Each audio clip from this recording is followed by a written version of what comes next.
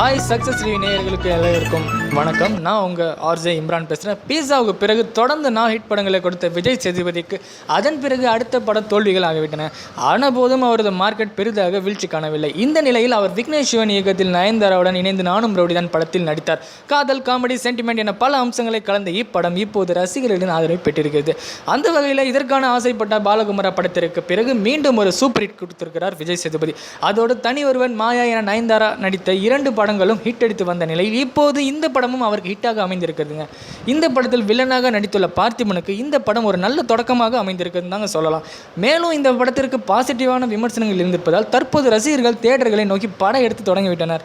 ஆக தனுஷ் இதுவரை தயாரித்து வெற்றி பெற்று எதிர்நீச்சல், வேலையில்லா பட்டதாரி, காக்கி சட்டை, காக்க முட்டை படங்கள் வரிசையில் நானூறு ரவுடி தான் படமும் இடம் பிடித்ததுங்க.